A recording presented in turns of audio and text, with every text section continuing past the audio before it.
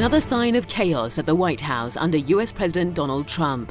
US Secretary of State Rex Tillerson has denied Washington is planning to create a 30,000-strong Kurdish contingent along Syria's borders with Turkey and Iraq. The news that the US wanted to form the force broke earlier and drew an angry reaction from Turkey.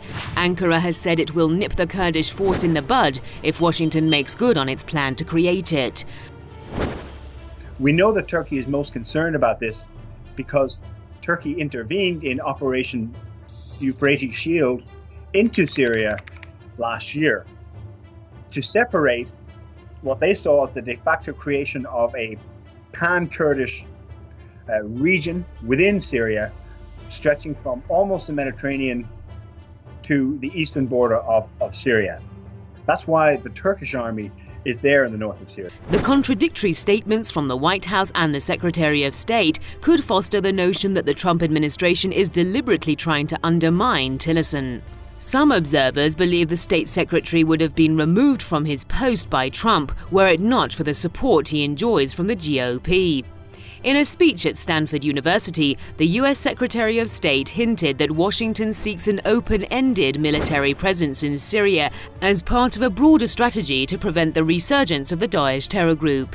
Tillerson added that the US military and diplomatic presence in Syria is crucial to its national interests. US foreign policy is scrambled, at least in trying to understand anything about where they stand on any issue in the world at the moment. We're always getting this mixed message, whether it's North Korea and here in Syria. I think what Tillerson has said today about how somebody else on his behalf misspoke about what the purpose of this new border security force, so-called border security force in Syria is for, is it's largely to placate Turkey, which is most upset about this latest development.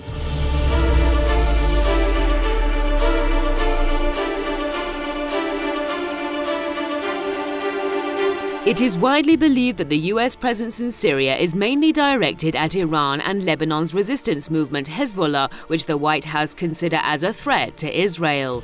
In his remarks, Tillerson reaffirmed the US policy of seeking regime change in the Arab nation. He said as long as President Bashr al-Assad remains in power, Syria will not see lasting peace. This is certainly Israel's primary motive for being in Syria. Hezbollah and Iranian assistance to the Assad government. Hezbollah grows stronger, as does Iran. It's ostensibly the reason for toppling the Assad regime, the reason for the plan being hatched over a decade ago now to topple the Assad regime was because of its support for Iran and Hezbollah, and of course the Palestinian cause. Now, on the question of whether this is the United States' main goal, its primary goal, to maintain a presence in Syria, is it to protect Israel? Is it to advance Israeli interests?